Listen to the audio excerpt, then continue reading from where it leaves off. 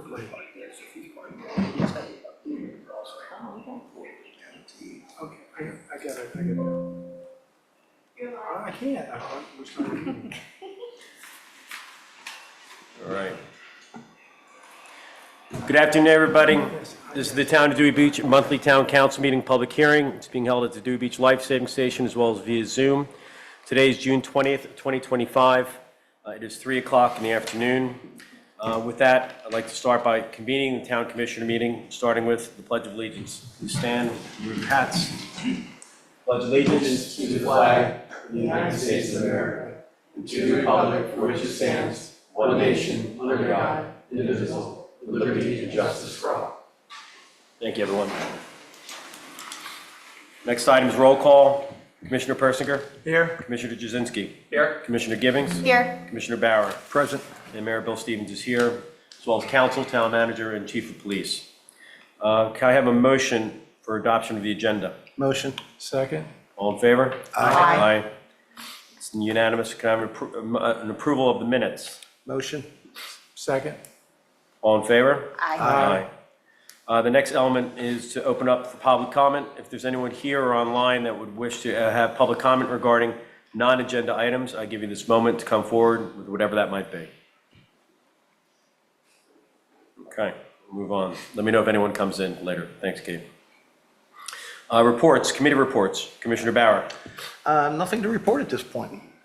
Commissioner Jazinski. No reporting. Commissioner Givens. No reports. Must be summer. Commissioner Persinger. The Climate Change Committee is scheduled to meet on July 2nd at 5:30. That's it. And the agenda for that meeting is already posted. What was the date again? I'm sorry. July 2nd. July 2nd. All right, Town Manager. Yeah, thank you, Mr. Mayor. Good afternoon, everybody. Town's doing really well. We've got all our summer employees. Everybody's moving in the same direction. Everything's going really well so far. It's a great job by everybody. The police did a really good job with all the June bugs that were in town. A couple items I'd like to bring to your attention. There's been some complaints and some questions about certain driveways around town, whether they're driveways or not. And it's just a reminder to everybody, for every parcel, you get either a 20-foot driveway entrance or two 10-foot entrances. So there's just a couple spots around town where I've gotten some questions. So there's some photos of some. So I just bring those up as possible examples. If you go to the next one, Kate, please.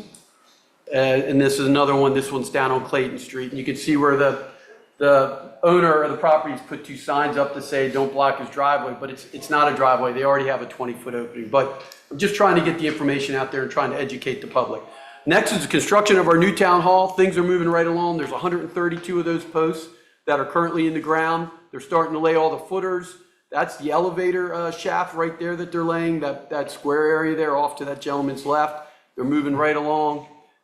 Here you can see some of the other work that's going on. Basically, we're building a shoe inside a shoebox. I mean, this is very tough when you got Route 1 on one side, grottos, condos, and the current town hall. But they're doing a really good job. We figure another 2 weeks or so of doing the foundation. And then after that's done, they're going to take the surface of the lot. They are going to ensure that it's compacted down, and then you're going to start seeing putting in the plumbing and some of the other items before they lay the actual floor. All the work around town on the sidewalks is completely done. The center islands look great with the flowers they put in. You can see we've got some irrigation that we're running down through the center of those now. The last thing they finished up this morning was painting curbs yellow that are ADA compliant. So that was the last thing that was done today. And as we go through, there should be one more picture. It's really looking good. They did a very good job, and I'll thank DelDOT a little bit later. The public. So we put up the new signs for the tents and the canopies. That's at every dune crossing right there. And as you can see, it says no unaccompanied tents or canopies before 9, and then the tents, no tents at all. I've checked with the lifeguards. They've had no problems with it so far.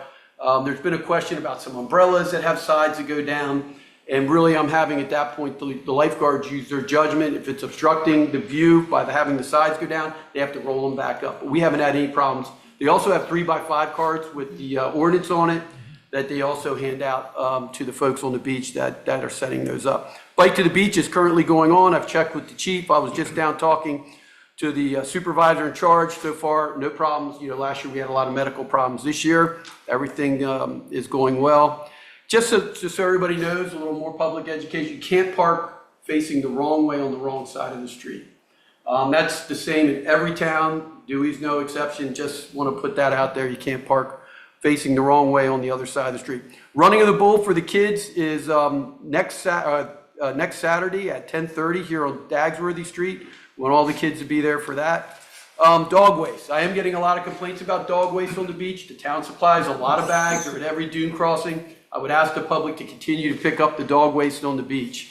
Army Corps gave me an update today. I copied Drew Martin, the chairman of the Infrastructure Committee. I copied Chairman Jinsky, and I copied the mayor. Basically, they're saying that the letter to move forward is still under review. So we're going to be looking at some short-term options to try to correct that so we don't go through another summer with flooding down there on the street, because right now the Army Corps is just taking a long time. August 23rd is going to be Meet the Candidates. In here at 4 o'clock, there'll be more from the Civic League put out on that. And then History of Dewey Beach will be November 1st at the Hyatt in the Sunset Room at 4 o'clock. The Civic League will put out more on that also. I want to thank the Civic League for their $2,000 donation for the mulch in the Center Island. That was great. It really helped us with beautification there in the Center Island. Also, I'd like to thank Jimmy Connor from Woody's. He bought sunscreen. Normally he supplies it for the lifeguard, just like he did it this year, but this year they brought him too much. So he gave it to all the town employees, the police officers, our parking people, our dog ambassadors. And then we had so much left over, he suggested we take it down to the Rehoboth Beach lifeguards. And Mayor, you were on those exchange of emails. Yeah. Rehoboth thanked us for that. So just Jimmy O'Connor, great job. Thank you for the sunscreen. And I'd like to thank DelDOT for this whole project along Route 1 with the ADA sidewalks, the Center Island, and the painting of the sidewalks. And that would be Peter Haig from DelDOT, Mark Zuskitz from DelDOT, and then also Secretary Shantae Hastings for all their support to the town of Dewey Beach. Pending any questions, that's all I have. I don't have any. Council? Not a question. We talked about information available about the new town hall project, and I just want to thank the town for doing a great job. That was all Kate. I was going to say, I suspect that's who was responsible, but there's a new prominent link on the website. It's easy to direct people to it. It has some great information there. So I really appreciate the town's effort in doing that. Chief? Hello, everyone. So let's start off with the May stats. May stats, calls for service were 812, criminal arrests 22, traffic citations 352, traffic enforcement hours were 443. We had 8 accidents, 91 parking citations, 34 civil citations, 2 DUI arrests, and we had 21 urinating in public. Numbers are up again, okay. Yes. So I wanted to give you specifically, I broke down the stats for Memorial Day weekend. This is my 3rd season, summer here. It was the busiest Memorial Day weekend since I've been here, even though the other ones were quite busy as well. This was a lot busier. We had a total of 251 calls for service in the 3-day period. These are the type of calls that we handled. 5 property damage accidents. We had 3 alcohol in public. We had 2 assaults, 3 curfew violation, 15 disorderly conducts. We used the drone for a beach patrol and found people trying to vandalize a lifeguard chair. They were subsequently charged. We had 9 fights. We had 8 medical assists, 14 noise complaints, 47 parking complaints, 49 traffic stops, 2 trespassings, 17 urinating in Publix for the weekend, and 9 welfare checks, totaling the 251. So we were extremely busy on those 3 days. The next thing I wanted to talk about is noise complaints. So from the time period, I checked from May 18th through June 18th, we've had 10 noise complaints for North Beach. This is for North Beach specifically. Now, the last noise complaint we had at North Beach was on June 4th. Out of the 10 complaints, only 2 of them were over the allotted allowance, and that was on the Memorial Day weekend when they had their special event. That was May 24th at 3:13 in the afternoon, and May 25th at 4:36 in the afternoon. Obviously, they were notified and they turned down the sound. After receiving the numerous complaints, I reached out to one of the main complainants from McKinley, and we agreed to set up a meeting with the town manager, my lieutenant, John Snow, and Alex Pyrese. We did that about 3 weeks ago after we had all this information. And we met with them, we talked about the issues. They have turned down the bass in their music, obviously. So anytime that if we have a complaint there, we check, we use the sound meters like we've been instructed to do. And we go and tell them, hey, we've had some complaints, you need to turn it down, and they do. We also set up a HOA meeting we're gonna have with the residents and John Snow and hopefully Alex this coming Monday at 11 o'clock. Some of the people are out of state and already renting their properties, but we're gonna do it via a Zoom link telephone. So to address some other issues, Mr. Pyrese suggested that he might reach out to the Lions Club to purchase another sound barrier for the other side, which is, he said maybe $50,000, $60,000 that he'd be willing to do that, but he would have to get approval through the Lions Club since it's their property. So that was one of his resolutions. John Snow was very receptive. He says, in the last meeting we had with all the HOAs last year, I guess he gave everybody his phone number. We can call him at any time and they automatically turn the noise down. Nalu, I've had 0 complaints. I went all the way back from April to the 18th of this month. We have nothing since they reconfigured their environment. We've had 0 complaints there. So I just wanted to keep you aware of what's going on, that we've had complaints at North Beach, but it stopped really after Memorial Day weekend, and we are addressing it and meeting with the residents and trying to come up with a resolution. And of course, Mr. Pyrese is willing to spend some money to put up that barrier if it gets approved. So other than that, everything is going well. We'll discuss something else later in our agenda. And one of my seasonals already got their early offer, as I mentioned, he might for Newcastle County. And he'll be leaving us, I think, after this weekend. So then I'll be down to 12 seasonals.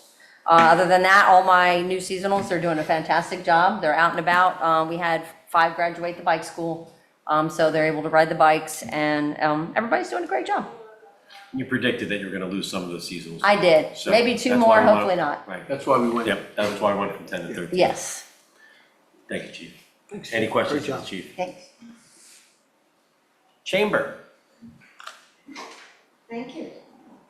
Back out. Yes. I remember that. Carol Everhart, Rehoboth Beach, Dewey Beach Chamber of Commerce. So I forwarded a report. I hope that you did see that. But I've had a lot of questions about, was Memorial Day weekend down? It was not.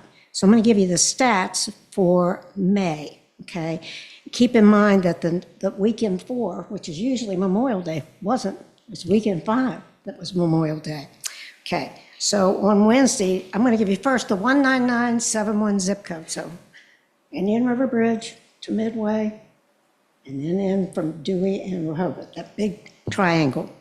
Last year, in that zip code, on Wednesday nights, there were 33,010 rooms occupied. This year, Wednesday night, 35,678. So it's up. Saturdays last year, 44,805. This year, 52,112.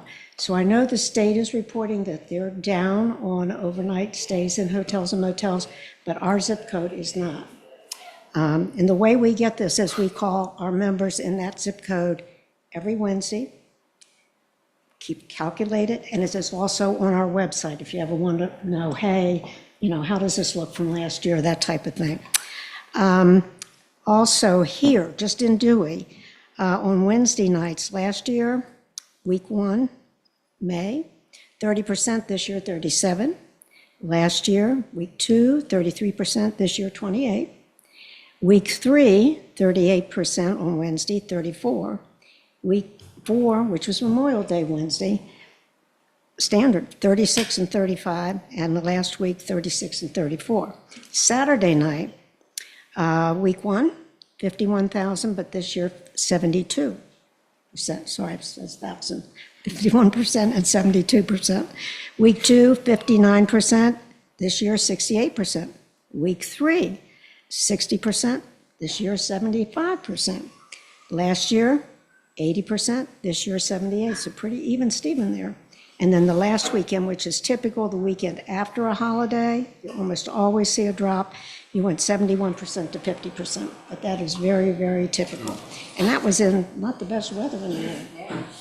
Okay, I did want to mention, first off, the Chamber held Restaurant Week. It was very, very successful. We want to thank all the restaurants, and the funding from that, we are able to provide several of our police departments, fire departments with a $1,500 donation. So this year, Rehoboth Beach Police 15, Dewey Beach Police 15, Rehoboth Beach Fire Department 15, and then Home of the Brave and Tunnels to Towers, each 1,500. So we really thank the restaurants. That comes from the restaurants. That's who did that, the business community. One last thing, if you're interested, is legislatively, it's been crazy. Okay. I think the credit card bill, that was Senate Bill 89, really what it did was, if you were a business, it was going to limit how much you could charge above what the card provider did. So I'm American Express, I charge this. Well, you as a business could only charge X amount more. We oppose that. Right now, it's still in limbo. Doesn't look like it's going to go through this year, but you never know. And the personal HB 13, personal income tax increase, we oppose that vehemently. Again, we're waiting. SB 137, which was the earned wage access, we opposed, waiting. And then CASE, which is streamlining permitted for anything from a town hall to a house. That looks like it's got a lot of support, so we'll see where that goes. And unless you have any questions, that's it. Thank you, Carol. Okay, very welcome. Thank you, Carol. Next item on the agenda, we're going to open up a public hearing. This is a public hearing regarding an ordinance to amend Chapter 185-59 and 185-60 of the Municipal Code regarding non-conforming structures. Anyone here for that? Anyone online, Kate? No one Okay, online? not seeing anyone. All right. With that, we will close the public hearing and move on to the agenda items. Just as a reminder, public comment will be taken for each of these items as we go forward. First item, discuss possible vote on ordinance to amend Chapter 185-59 and 185-60 of the Municipal Code regarding non-conforming structures. Commissioner Persinger. Yeah, as you said, the subject here is non-conforming structures, both the structure itself and also non-conforming uses of structures. There are two sections of the code, 185-59, 185-60. And the changes to 185, well, let me back up a second. We discussed this and sent it to P&Z in April. P&Z met, we had recommendations, what we met in May. We talked about those recommendations in May. And at that time agreed that we would come back with a specific draft ordinance to consider. So that's what we have in front of us today. The changes to 185-59 are basically just cleaning things up. There were some wrong section references in there, some sections of the code here that didn't need to be there because they're covered quite well in other sections of the code. So that's why there are several deletions here. And there are just some corrections to tighten that section up. The changes to 185-60, first of all, paragraph A deals with expanded use. And there what we've done, the only changes here are, instead of using extension, the two terms extension and expansion, we've limited just to talk about expansion so that there's no confusion there. And there is no substantive change in 185-60. It's simply just using consistently the word expansion rather than the word extension. Changes in paragraph B deal with the ability of the owner of a property to be able to expand, make some expansion of that property.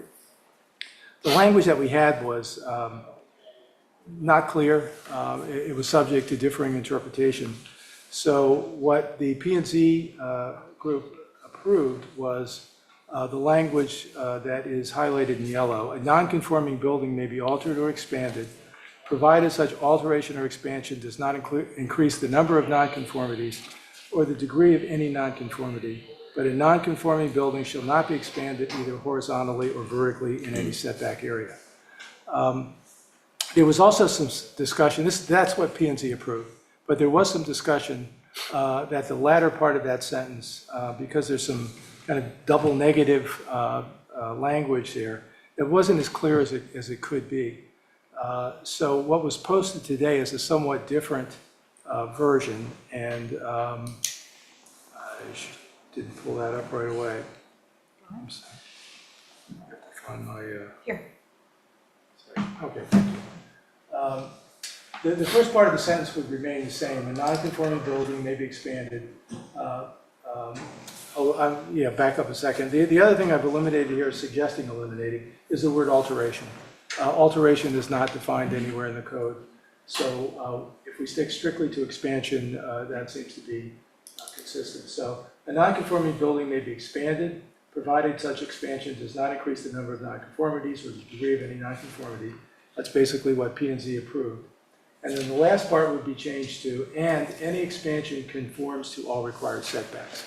That was the flavor of the conversation that P and Z had, but they didn't have specific language to approve at that time. So that's what I would offer for approval today, and open for discussion. Council, discussion. Just a question on that. So that last piece, can you read that back again, Gary? The whole sentence is a non-conforming building may be expanded. Okay, so you can expand the building, provided such expansion does not increase the number of nonconformities Right, or the degree of any nonconformity. or the degree. And any expansion conforms to all required setbacks. So you could, if you had a building that went 2 feet into the setback, you could expand it. Right. But that expansion would have to be totally within all of the required setbacks. So I was thinking, for example, like North Beach, for example, if they wanted to change anything, they couldn't obviously go any closer to the water. Would they now have to move all the way back? It's hard to say because I don't know That what would be. the current location and relationship to the setbacks is for that property. So I mean, it would be something that the building official would have to take a look at and highlight any issues associated with that. My understanding of what you're writing, and I want to make sure I'm clear, is that, let's say, an existing non-conforming is in the setback on the east side, but is 10 feet away from the setback on the west side. The west side of their property, they could do an expansion on that west side because up to the setbacks. Whereas on the east side, they could not do an expansion. You could do an expansion in the rear if you wanted to, Yeah, well, I'm just talking. but as long as it Yeah. conforms to the setback. And I have another scenario because it's actually one that's very personal to me. And I believe this is how it's written and why it's written this way. I have a home that was built prior to the code being established, prior to Dewey becoming incorporated. The back of my house is 7 feet from the property line. And if I wanted to put an addition, added from a first story to a second story, I could not go right above it. I would have to come into the required setback. That's right. So essentially, we're making a non-conforming conforming at that point. The expansion would be Yes, the conforming. expansion has to be. Conforming. That's right. Okay, I'm good. I would be interested in any comments that our building official has, if she has any. Dawn? Good afternoon. No. Yes, there are quite a number of non-conforming homes. And no doubt they wish to expand, to modernize, to make it enlarge, to come up to current standards or desires when it comes to construction. Times are changing. So as a result, we currently, anytime that there is a new desire to make an addition to the home, whether it's on the ground level, any upper levels and so forth, all of that new construction must conform with the current setback and zoning requirements. So as a result, their existing home that is non-conforming stays right there. We don't tell them you got to tear it down, but we do tell them that anything new, you need to bring it up to current zoning requirements. So at that point in time, then the current setbacks are being conformed to and applied, and it seems to make everybody relatively happy. All right. Any other conversation? With that, can I have a motion to approve? Motion. Second. All in favor? Well done, Gary. Item B, review the May financial reports. Ms. Hall has submitted them. We have them online. Right now, everything looks the way it should. Moving forward, good. Does anyone from council have a question for Ms. Hall or for Town Hall regarding financials? I did have a question. I don't have the specific numbers in front of me at the moment, but I was looking at the salary lines for some of the different divisions of the town, particularly the police line. I guess what I would have expected is that salaries are easy to predict. I mean, you know how much you're paying somebody at the beginning of the year. So why would there be a large difference between what was projected and what was actually spent? I did have to, originally the overtimes were in the salary line. Yeah, but those are out now. Those are out now.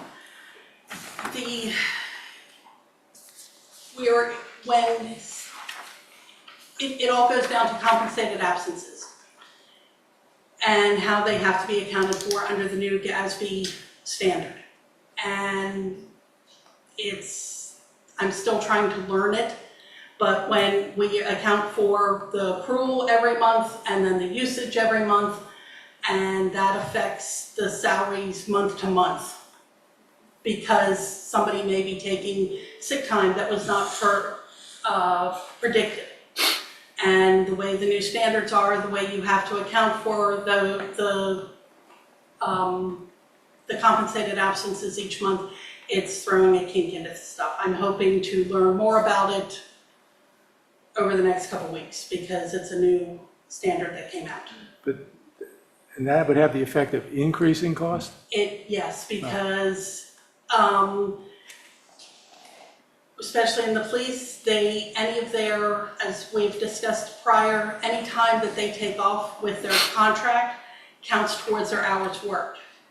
So they're getting paid for their 80 hours plus 12 hours of sick time. And so and then you have the compensated absences calculation, and it's throwing everything a little skewed this year. Okay, it's probably a longer conversation, because it's a little hard to understand why that would increase cost. I'm going to be in DC for the GFOA conference the end of this month, and one of the classes I'm taking is on the new compensated absences, because everybody's having questions about it. Okay, all right, thank you. That's all I have. So, Mr. Mayor, I would like to point out that we are currently working with the auditors, and we are moving forward as scheduled with the auditors. Sheena spent a lot of time providing them information as the audit continues. And then we have how many employees, counting our summer employees right now? About 140, and for the first time since I have been here, every employee is using the same timekeeping system. So thank you for funding that we greatly appreciate it. It's making payroll much, much quicker. Any other questions from Ms. Hall? No, I think it looks great. Thank you, Sheena. All right, let's move on to number C. Discuss possible vote on ordinance to amend Chapter 138 of the Municipal Code regarding the maintenance of sidewalks. Mr. Zoll, will you give us an overview? And after that, I have 2 emails that I've been asked to read into the record. So if you can. Thanks, Mr. Mayor. In the 4 years I've been town manager, we've had 3 snowstorms that have been over 6 inches. One of those, 2 of those were in January of 2022, February of 2022, and then this past January of 2025. Where, when I say that, they were over 6 inches, and it took our maintenance team some time to clear the streets. But our first priority, anytime we get a snowstorm, is always keeping the road King Charles open all the way in across Silver Lake to Rehoboth, to make sure if the fire company or the EMTs from Rehoboth Fire Company need to get into Dewey, they can do that. Our second priority is to open up at least one lane on every side street in Dewey while the state is doing Route 1. We want to make sure a fire truck or an ambulance can get down those streets. And we have from Chesapeake to Collins. And sometimes when it's snowing, we get down to Collins Street and Chesapeake is full again. So we're going back down and we're starting our way back down again. And once the snow stops and we're working on the streets, then we get some questions from folks, hey, we need our parking spaces back. We have customers that want to come in and dine. Our employees need a place to park on the streets. So then our maintenance teams are out making sure we're clearing enough of the streets where people can park. So a good example is New Orleans Street, the parking along on the Ocean Block, so people can go to Woody's and Gary's and all. We get calls about trying to clear those spaces. Sidewalks this year took us to keep them clear and get all the ice off, took about 5 days for our maintenance team to do that. We have a skid steer. We have been using the skid steer on the sidewalks. It's not a good piece of equipment to use on sidewalks to clear snow. If the town is going to be responsible for clearing snow, we're going to have to purchase some additional equipment, anywhere between $20,000 and $30,000 for the equipment. We'll also have to find a place to store it. We do not have the room over at the warehouse. And we may have 2 years where we don't have any snow at all, so we just have the equipment sitting. I've also reached out to different vendors to look at how much it would cost to have the sidewalks cleared along Route 1. Most of the vendors come back and say, unless we're doing a parking lot or your streets, we're not interested in just sidewalks. Had one vendor come back and basically say, 6 inches of snow, if we get over 3 to 6 inches of snow to do your sidewalks in Dewey, Monday through Friday between the hours of 7 and 5, we'll charge you about $4,000 per event. So if it snows and they come out and do it, it's around $4,000. If it snows the following week, it's another $4,000. That's not counting putting some type of treatment down to keep the sidewalks from freezing. That treatment's $25 a bag. We'll go through about 50 or 75 bags of that treatment. And then if it's during the off hours, if we want it done at night, which we wouldn't, but on the weekends, it goes up to about $5,000. That same vendor said that they could actually, for 50 feet of sidewalk, if you owned a piece of property and you wanted to pay them to do it, it'd be around $390 for them to come out and do 50 feet of sidewalk for you. That's what the quote that they gave me. So we're looking at that. I checked with Rehoboth, I checked with Lewis, I checked with Milton, I checked with Georgetown, I checked with Ellendale. All those towns, the property owner that abuts the sidewalk is responsible for cleaning the sidewalk, not the town. Not the town. It's pretty common in the state of Delaware to have the property owners be responsible. It says in Delaware, property owners are responsible for ensuring that snow and ice removed from their property in a timely manner to prevent hazards to public. Clearing of sidewalks, property owners are generally required to clear snow and ice from the sidewalk adjacent to the property within a certain time frame after a snowstorm, typically within 24 hours. So this is the second time it's been on the agenda. It was on the agenda last month. There were some recommendations made last month on the verbiage. So if it's under 6 inches and under, they would have 24 hours to clear their sidewalks. If it's over 6 inches, they'd have 48 hours after the snow stops to clear their sidewalks. I know a lot of folks don't live here year round, but they can either hire somebody to do it, like what happens in some of these other towns, to clear the snow. Who would be responsible for actually going around and looking to see if somebody cleared it or didn't? It'd be myself, the assistant town manager, and the building official. Just like we have now in town code under section, I think it's 138, that basically says, 138-2, sidewalks.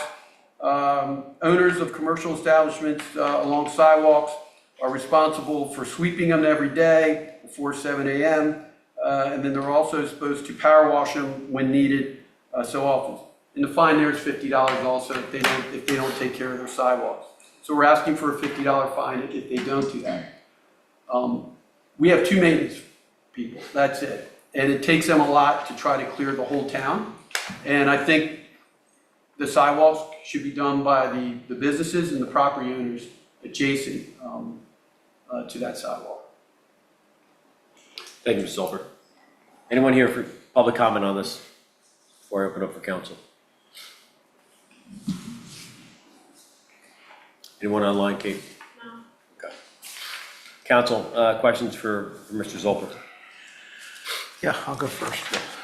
Oh, I apologize, Paul, before you do that, I skipped my own. I have 2 emails that we received, and I'll just read them as they've been written for the record. First one is from Jim Deegan, and it was sent to Gary and myself. Bill and Gary, I'm unable to make the council meeting today to express my thoughts on this issue. I certainly sympathize with the town manager about manpower to clear the sidewalks.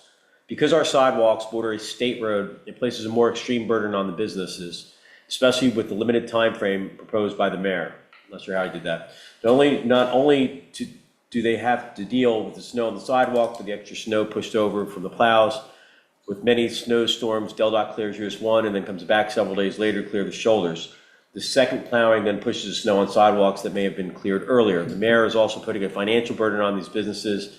Many of them are closed for the winter, who don't have resources for the snow removal. Dewey Beach has very little foot traffic in the winter, and since no cars are parked in the shoulder, they provide ample walking space, just like when you leave Dewey headed south or going north to Rehoboth. Jim Deegan. The second one is from Bobby Redifer. She also asked that this be read in. I'm unable to attend to the meeting in person or via Zoom as I'm traveling this afternoon. Thank you for rereading my comments into the record before considering the snow removal ordinance. While I applaud the town for always trying to find ways to improve our way of life in our small town, I do have some immediate concerns after reading and watching the coverage of the new proposed ordinance. I would hope those concerns are given serious study and consideration for instituting this new ordinance. The following are my concerns that I hope will be considered. How will this new ordinance be enforced at the 24-hour and 48-hour mark? Who will be responsible for walking or driving the town and charging homeowner businesses the $50 fine if snow is not shoveled or removed from the sidewalks in the time allotted? There are several businesses that are not open year-round. Will they be responsible for driving into town to remove the snow within the above time frame? There are many homeowners that do not live here year-round.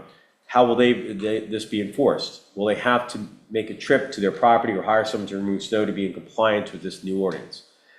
As we know, some homeowners live by themselves and are unable to shovel. For instance, we do know this is a cardiac intensive activity. What if someone is shoveling and has a medical event? Will the town be responsible due to this ordinance? Some homes have a small amount of sidewalk in front of it to the side of it or up to their backyard. What is the plan to assign responsibility that the homeowner for shoveling that particular sidewalk? What happens when the state plows cover up the already shoveled areas when the plow has to dump the snow? I witnessed on the sidewalk here in Dewey and Bloom, is located near Houston Street this past year. The state plowed snow up on the sidewalks, and the amount and weight the snow removed the box back and misplaced it.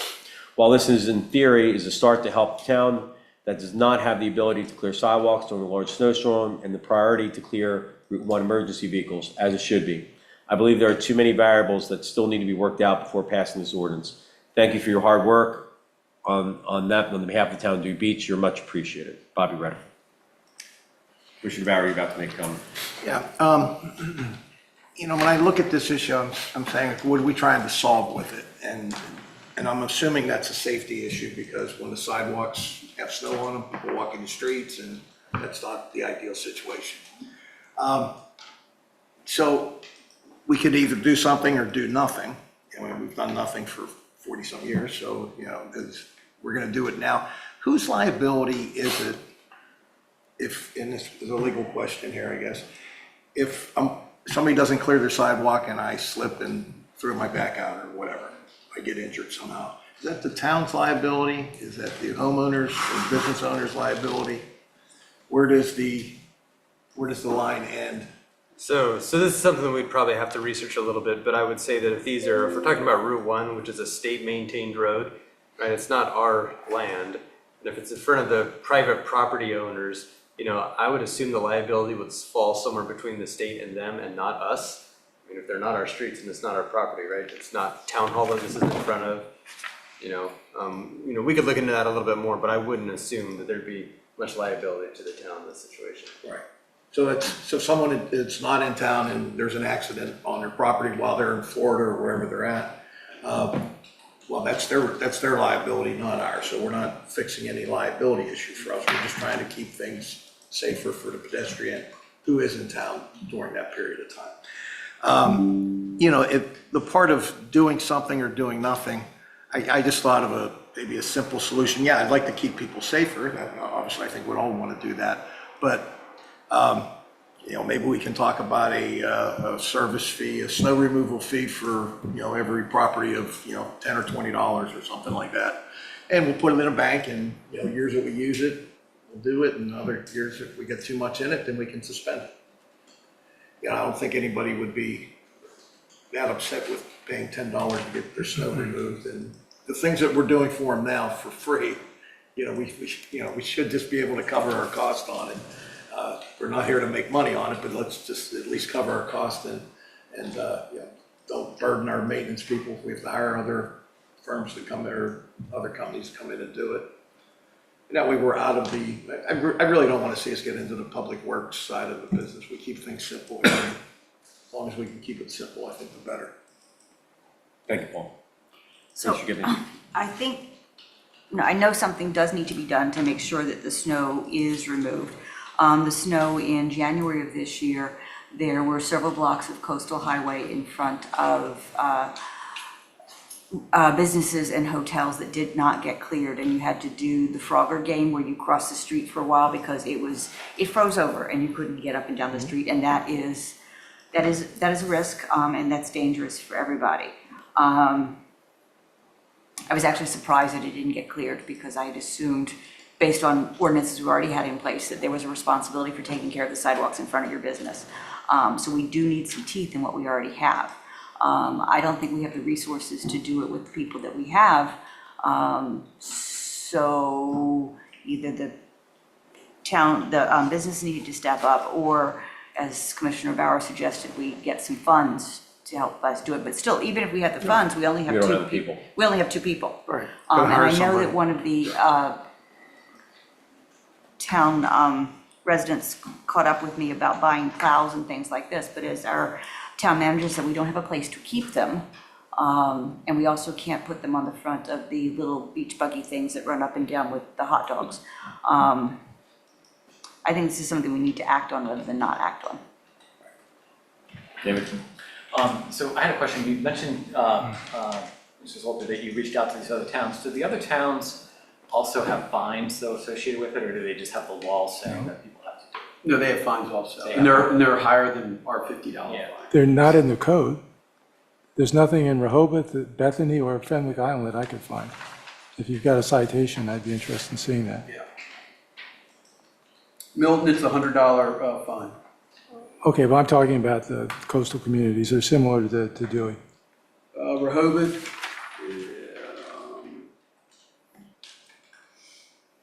no, I don't have it. I don't have it here. All I have right. I couldn't find anything formally. I mean, we're proposing to put something in our town code. Right, so it's I already didn't see anything in any of $50. those codes that Yeah, it's already are similar. $50 to keep their sidewalks clean, so I didn't see any reason to go higher than that, that they could keep the snow off the sidewalks. So,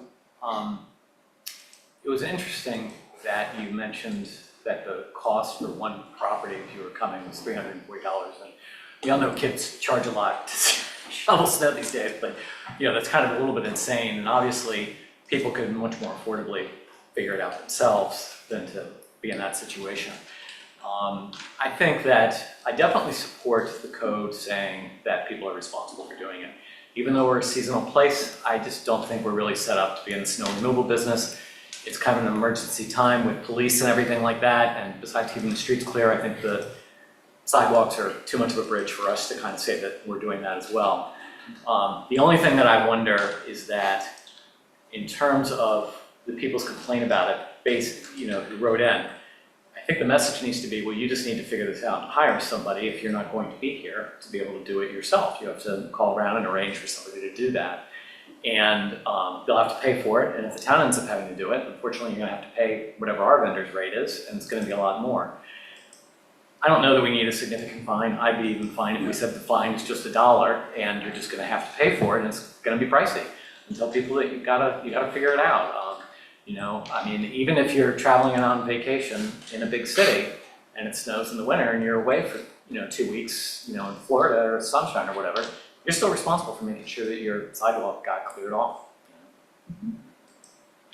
I guess I have a different view. Do you have Yeah. sidewalks? We do, but not on Route 1. And, I had nothing to do with, eliminating any concern I might have had about the sidewalk that goes in front of our condominium. But in any case, it just feels like a response to a problem that happens so infrequently. I know perhaps in the last couple of years, there've been some snowstorms, but, I think back like 20 years ago, there was a really big storm. It was 2003, I can remember, big storm, closed everything down. The only thing operating in town was the lighthouse, and there was some guy making hamburgers, and we're not even sure what his qualifications were. Colonel Mustard. But I just, I've heard from, you read a couple of homeowners who wrote in. I've heard from a couple of other property owners. There's no one that I've heard from, other than people around this table, who think this is a good solution. Maybe we need to do something, but I don't think this is it. I think we need to find something else. I mean, you say that people should be responsible for finding somebody who can clear their sidewalk. I mean, we're not in an area where there are going to be groups of teenagers walking up and down the street with shovels in their hands, looking for some work. That's what you find in the urban area. You can get it. It certainly doesn't cost. I've got probably a 150-foot driveway in Maryland. Certainly wouldn't cost me $390 to clear that. I have a snow blower, do it myself, and that's certainly an option for a property owner. But someone has to come and personally do that. So, for me, I'd like to hear from some more property owners about this. I know we've talked about this two meetings. I'd like to see this, email sent out to people, maybe an article in the next newsletter that invites more public input on this. And, maybe there's some other ideas about how to solve this. We're not expecting any snowstorms for several months, so I think we've got time to do more work on this. Again, we could do this. I just don't think this is the right solution. So I'll give my own input, and that is that, I, prior to becoming a full-time resident here in Dewey Beach, I lived in Baltimore City for 20 some odd years, and it was typical that if it was a neighbor calling in a neighbor in Baltimore City, and it was typical that if you did not shovel your walk, you would get a notice, and you had, 24 hours to clear it out. If you didn't clear it out, it started with a $50 fine, and then went to a $100 fine, then went to a $150 fine. It was a progression. From my own perspective as the individual, I don't want to see the town of Dewey Beach take on this responsibility. We are, in terms of getting a plow, getting the equipment, it shouldn't be on us. We don't have the manpower, especially in the wintertime, to do it. Our maintenance is always going to be working, a thin skeleton crew. I do believe that it is on the owner of those properties, and whether it's the business side of it or the individuals, to clear the snow. Having recently had a building in Baltimore, and this happened, I had to drive in. I had to drive in to 2.5 hours to clear the snow and to take care of it, to avoid the penalties. It's the responsibility of homeownership. So that's my opinion. In City Philadelphia, I had the same requirement that I had to clear my sidewalks, and I helped my elderly neighbors do the same. The one feedback that I've gotten from people in town is that it doesn't snow enough to make this important of attention. Well, if it doesn't snow, then it's not an issue. There's no snow to clear. So we're not hurting anybody by putting this in place in case there is snow. Just wanted to make that clear. Thank you. It's funny, we're talking about this on the first day of I summer. know it is. It's the right time to do it, though. Not in the middle of the winter. Right. Bill, I got a question. Or can I? Go ahead, absolutely. How many properties do we have along Route 1? Because I know the main businesses clear like Woody's clears his lot so people can park in front of it, and Starboard does, and Nalu's closed in the winter. There's only a few properties that really do it on their own, right? Yeah, so what happened this year is that people were going to go to Woody's, and they would find a place to park on the street, and then when they would try to walk, they'd end up walking the road to get there. Right. Woody's was probably the main place, and then Franco's or Mama Maria's was open for a little bit. And I was contacted, and when are you going to do that sidewalk? And We just said, basically, we don't have the time. We're trying to keep the streets clear. We're trying to get them open. I have people call and say, hey, I have a dog, I have to walk it. Can you cut a path from the front of my house down to the street so I can get my dog out? Hey, the plow came by, your guys plowed. When they did, they pushed snow in front of my driveway. Can you come move the snow out of my driveway? Hey, it's in front of my mailbox. Can you make something get, and at some point, we have to just say, you know, we're only a two-person crew. We're trying to keep the streets open as much as we can. We just don't have the equipment or manpower or person power to get all this done. This is really a January, February kind of thing, right? It is. December, January, February. It is. And every few, like, we might not have another snowstorm for 5 years.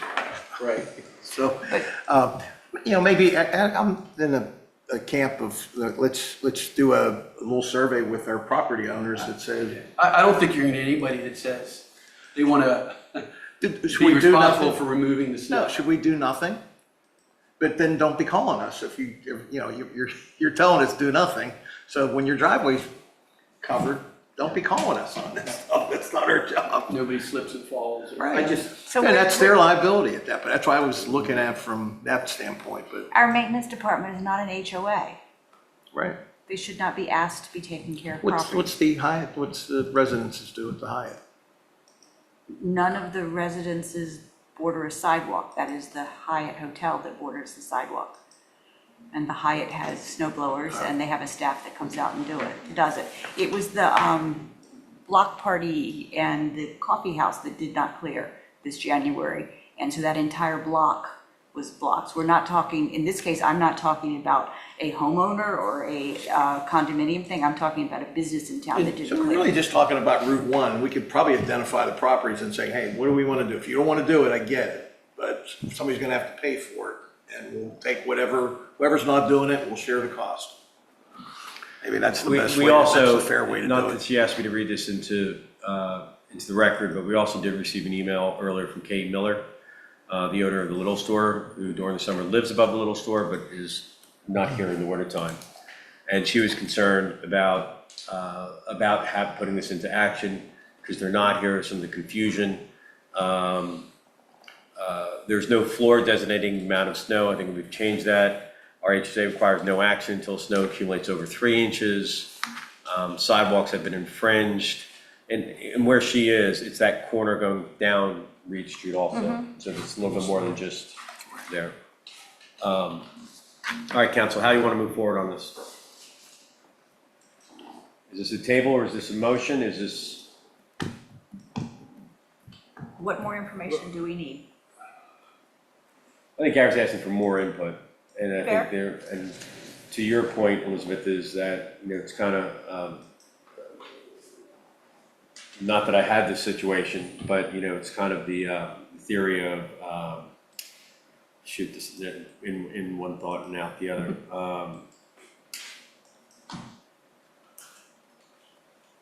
Pre-dump. You know, from the standpoint, you can't say that I don't want to do the pre-dump. You know, it's kind of, that's how I kind of look at it, go, we can't have this in place, but we never have snow, but we never have snow, so why don't we have this in place? You can't just say it's of putting it one way or the other. This was a bad winter. We absolutely had a bad winter. I think we need to figure out, for me personally, it's how to make it enforceable, especially on the businesses who are responsible in time of that.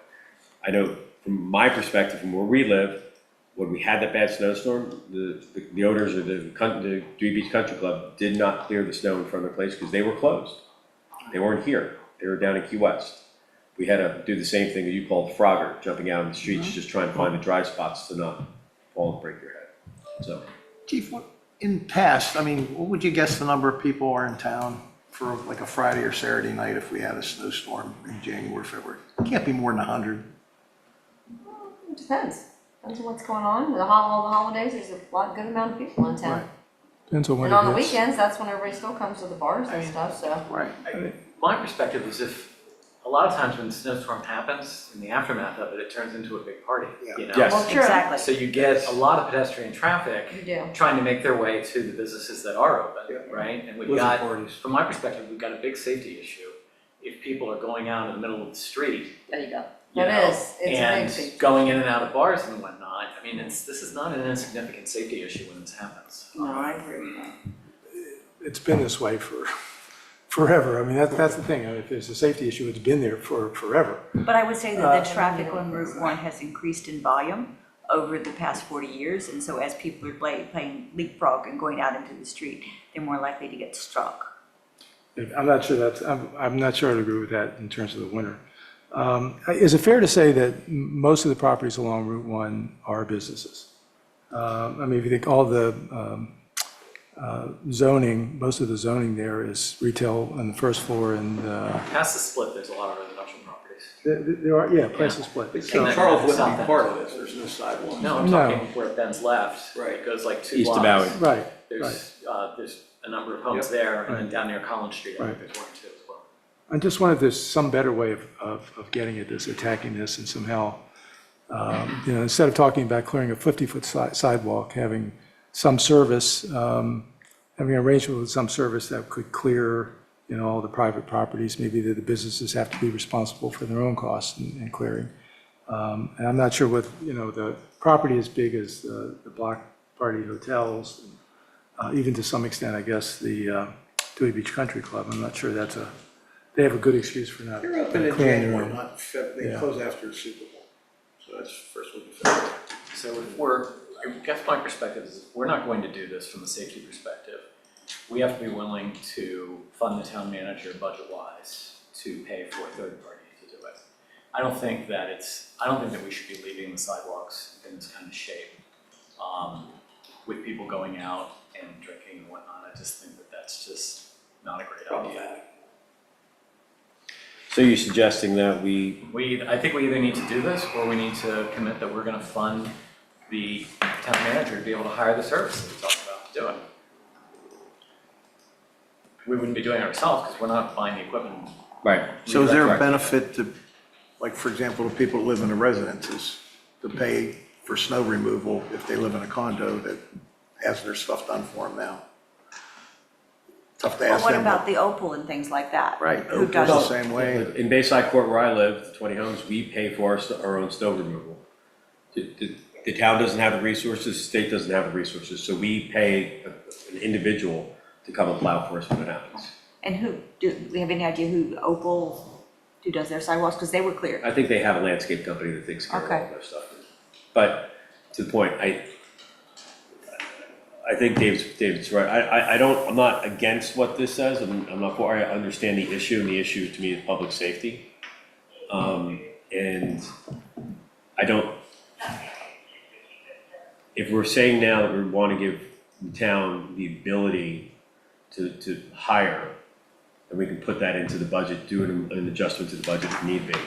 So that the town manager has that, but not use his internal resources. Right, if we're gonna do it, we need to, if we're doing a service, can't be doing it for free for everybody. I mean, not everything's free.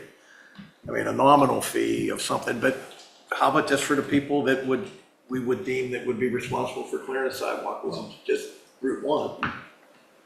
To your point, if you change the fine to 0 and just kept the language around reimbursing for the costs, Right. that's in essence what this becomes. It's like, if you don't take care of it, we're gonna charge you.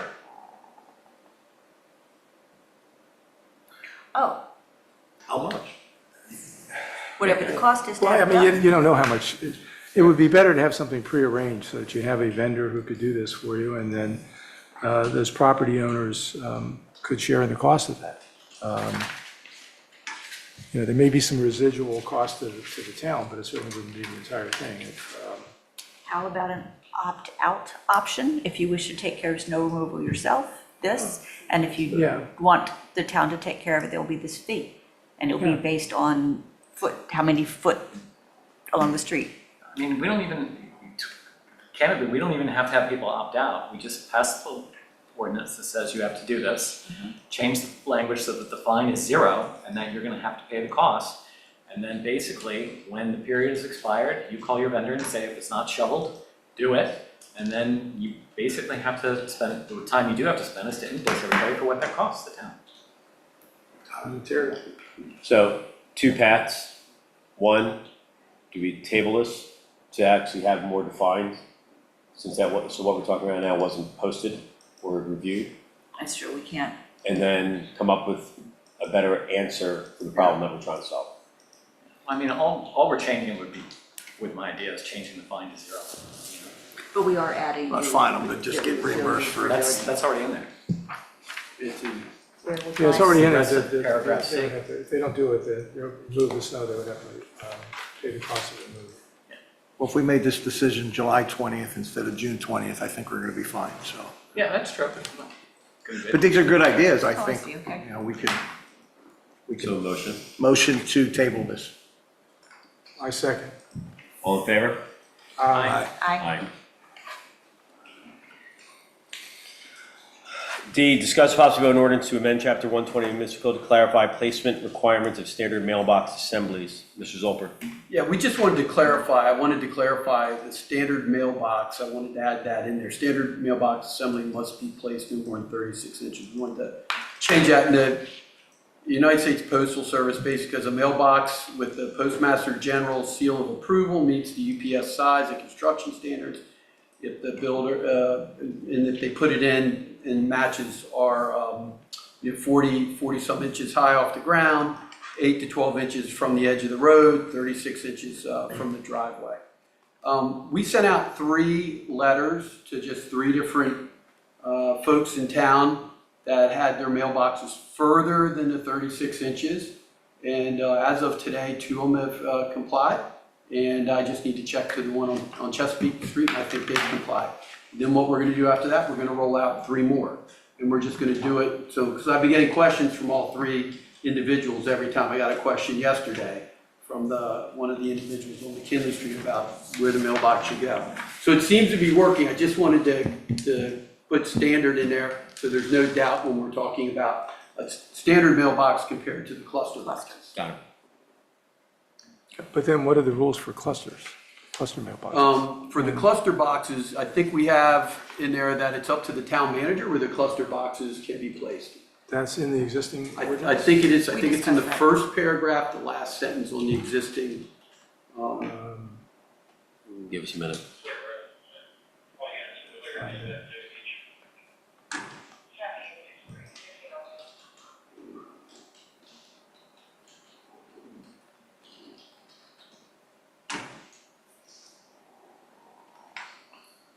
Should be, We define cluster Kate style. Kate pulled it up. the cluster Okay, boxes. the use must be reviewed and approved by the town and the USPS. Yeah. Okay. Oh, that I being, guess use would include position. correct. Well, good. Anyone here from the public that would like to make a comment on mailboxes? Mailboxes, no removal. Kate, anyone on there? Okay, let's move forward then. The change that Mr. Solp was asking for to me is minimal. It's just a clarification, so I don't have any trouble. Okay, well, I'll myself. motion to approve that. Second. All in favor? Aye. Thank you. Discuss possible vote on ordinance to amend chapter 173-3 of the municipal code regarding the replacement of trees removed under permit. Additional recommendation from Charter Code Review Committee will be discussed. Commissioner Persinger. Yeah, let me go through what Charter and Code actually recommended. And we have the chairman of Charter and Code here if I misspeak in some way. The main point of discussion that we've had about trees really relates to the size of the tree that is being replaced and the minimum requirements for the size of that tree. Currently in the existing ordinance, we have a requirement that a tree would have to be about somewhere around 4 3/4 inches in diameter. I think we have it stated as 15 inches in circumference, but that equates to about 4 3/4 inches in diameter. That turns out to be a very large root ball, and it's one that is sizable enough that you really can't do it manually. You really have to have equipment to get in and to plant a tree of that size. So that requires special equipment and the space to get equipment into the property. Now, it's my understanding that homeowners thus far have been able to meet the existing standard. A lot of anxiety and angst about having to meet that requirement of 15 inches in circumference, but that seems to be the main complaint. Homeowners have been able to comply. even if there have been multiple trees that are taken down, perhaps because they're in the footprint of a building, a newly constructed building, they have been able to comply with a one-for-one replacement for each of the trees taken out. So most of our discussion is centered on reducing the size, the minimum size of tree that has to be replaced. And what Charter and Code agreed on and actually voted on was a change in the ordinance, which would require a minimum diameter measured 1 foot above ground of 3 inches. So that was the primary recommendation. Now, they also had some other discussion. There was discussion about whether or not the town officials should have some sort of discretion in approving. And I suppose that would mean not necessarily following strict adherence to the minimum standards, but giving them some opportunity to have some discretion and giving some relief to homeowners who are having problems meeting all of the requirements. The Charter and Code Committee recommended that we, the commissioners, consider granting discretion to town officials to reduce the number of trees to be replanted if the lot would not accommodate a one-for-one tree replacement. There were no details around that. It was just a point that they all agreed to. They also talked about the introduction of tree pits. Essentially, as I understand it, which would be a larger excavation which could better accommodate the roots of the tree.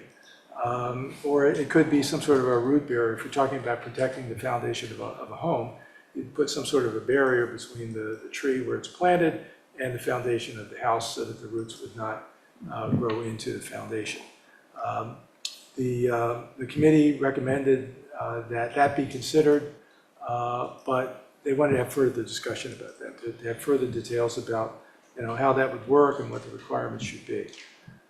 The last thing that they approved was that they recommended that the list of approved trees be reflective of native species found in Dewey Beach, Delaware. That would require arborist input to determine what is appropriate for Dewey. And I think in the discussion with Charter and Code Committee, I think both Jim Dedes and Don Hinks felt that would take more than one arborist input in order to develop that sort of a list. So let me turn then to what we have in terms of a draft ordinance. This is, I'm in the right document. Okay. What the committee approved was simply reducing the diameter, and that's on the second page of the draft ordinance, the second page of the draft ordinance, paragraph 2, A2 that would be. So changing from minimum circumference measured 1 foot above ground of 15 inches, changing that to minimum diameter measured 1 foot above ground of 3 inches. There would be a corresponding change which was not specifically approved, but in paragraph C, the third line there, you would change circumference to size, just so let me read the whole thing. If the cost of replacing the tree would exceed $5,000 with prior documentation to and approval from the building official, the replacement tree may be of, the suggestion here, of smaller size than specified above, provided the tree was removed under a permit. So those were the changes that were actually approved. What was posted was some additional material. I need to pull that up, sorry.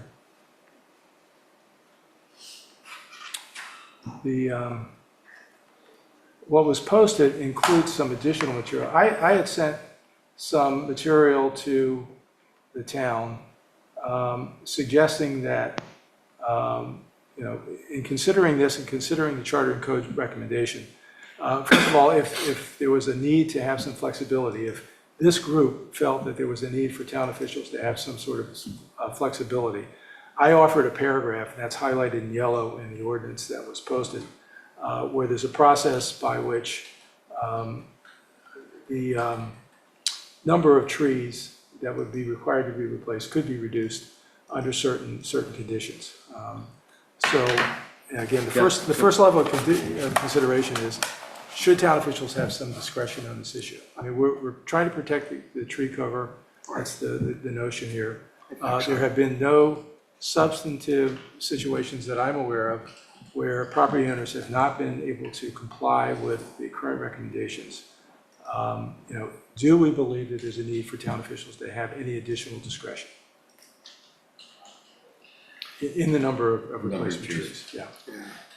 Before we open up for public comment, Gary, was there any consideration or conversation at the committee level looking at new construction requiring minimum amount of trees? And I'll use the former Siesta hotel place that was demolished and 3 new homes are going in there. They didn't have any trees at all, and they're putting 3 new homes without the requirement of trees. And it would, if we had in place a requirement of a minimum of 2 trees or something, so that we'd always be protecting them. We have not talked about that. Rehoboth has something similar to that. They have a tree density requirement. So for example, on a 5,000 square foot lot, you have to have a minimum of 3 trees. Okay. But we don't have anything like that in our code, and we have not discussed that. That might be something that the committee would like to possibly take a look at. Okay. Would anybody like to comment on it from the public? You're asking my comments? We have, Dawn? Come on up, Ms. Lyons. Hold on, Ms. Hinks. So I think everybody knows me. I'm Dave Lyons, the chairman of Code and Charter. So the only thing I wanted to clarify for everybody is that I think the major concern that was brought up to us was indeed the diameter of the tree, the ability to replant. I would encourage you all to consider the steps that we've taken from the committee and P&Z in terms of permeability on our lots, preserving green space, preserving the character of the north end, and making sure that we don't dilute the nature of the changes we've made so far.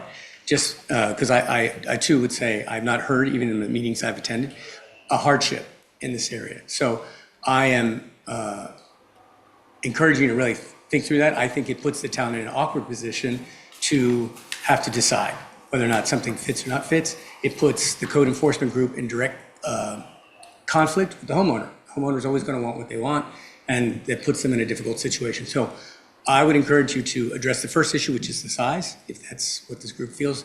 And if there's some other discretion about the minimum number of trees that's put on a lot, I think that's something good that we could investigate, maybe adopt something like Rehoboth. I would say that's probably maybe a better way to proceed.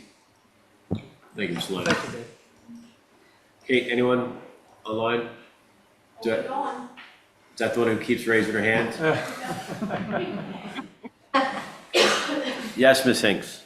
Concerning the Siesta parcels down there, there was not a tree one on the parcel. However, when it comes to new home construction and so forth, there, to my knowledge, there is no requirement that there must be trees. That is written in our ordinance. Instead, it does talk about landscaping, and it needs to have a certain square footage and percentage per zoning district. However, our code does bring out that they cannot plant invasive species, such as possibly bamboo. And I am a lover of bamboo. However, that is invasive and can be somewhat of a problem. Another point that to consider is that years ago, many of these homes did not have in-ground pools, patios, outdoor kitchens, barbecue areas. That is now seems to be a trend that many property owners want to have on their property. So it could very well be that it's the trend of the nation to have each little home no longer be little, but in and of itself is like a resort. So that could be adding to the problem of I can't put in trees because I want to have X, Y, and Z added onto my property, which the zoning code may allow.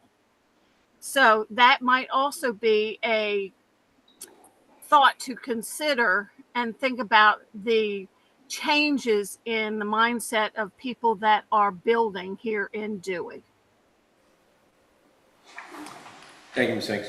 I have tended to think that, when you look at a piece of property, and what happens with many of these properties is they simply, the existing home there gets torn down and they build something new and it's going to be much bigger. But, if there are a lot of trees on that property, that's a characteristic of the property. I mean, you need to consider that up front. Look at what's required by our code and make sure that what you want to build is consistent with the requirements of the code. If we put something in here that would require, 2 trees per lot or as a minimum density or 3, whatever, that again would be a characteristic of the property that the property owner would have to deal with. That's my view. Go ahead, David. So first, I wanted to thank Commissioner Persinger and Chairman Lyons for all your work on this, and also all of you, because when you pass this, you turn the tree ordinance from something that really didn't have any teeth to it to something that has some teeth to it. I want us to get to yes. I have a few questions about it. One is, I think my sense is that this issue with the trees is a combination of legitimate issues, and also some people just really don't want to do it. There are people who just, they want what they want, and they're kind of annoyed by the thing we have, so they're trying to kind of trim the requirements down. The root ball size, I just want to confirm if what I've looked up online is the same as what you guys understood. And that basically for each inch of diameter, it's 10 to 12 inches of root ball. So a 5-inch diameter could be 4 to 5 feet of root ball. Is that consistent with what your experts were telling you? I don't know. I've not seen any specific ratios. I have been taking the word of our building official and our assistant town manager based on the experience that they've had. Okay. That the minimum requirements really can't be done manually. Well, it's certainly big if it's a 4 to 5 foot root ball for a. The only other thing I would mention too is that Rehoboth does have a requirement. Their minimum requirement is 2 inches in diameter. Oh, their requirement. Yeah. Okay, so it's much less. So one of the things that I was thinking is, I think that on the side yard, if you're building up to 8 feet, you want to put a tree in your side yard, that a 5-inch tree is probably a pretty tough engineering challenge to figure out how to do it, in terms of the root ball you're going to get. But in other areas of the yard, it's not. So one of the things I was wondering is if we could reduce it to 3 inches if the tree is within 8 feet of the home's foundation. And if it's beyond that, we leave the minimum at the 5 inches that we have. That was one of my ideas. The other idea I wanted to just really clarify on for people who happen to be building a house that, let's say there's 10 trees in the footprint of what they're building, that giving the building official some leeway on that. I'm okay to do it as long as the minimum is 5 if it's more than 5. You know what I mean? In other words, the building official can't ratchet it down to 3. So if they have more than 5, that you still got to do the 5 replacement trees.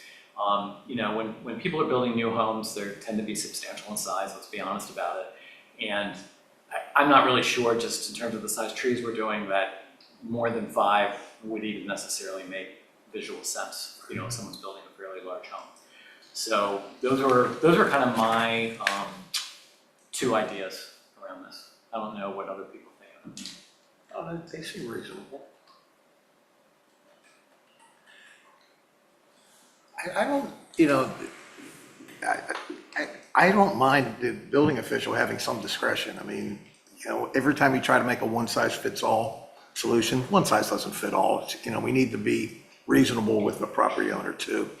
But you're right, whenever someone buys a property, tear down the house, the architect's gonna go like, well, here's the setbacks and this is gonna be the size of the house and setbacks are setbacks and the rest of it. I think they work from the outside in to come up with the square footage and all that kind of, all the other rules that we give them to go along. When trees are too close to the house, it's a matter of time until those limbs grow into your siding and windows and everything else too. So I think we have to be reasonable, yet still keep the green cover that we have today. And I guess it's a question for Gary. If with David's suggestion, does that still cover what the committee wanted?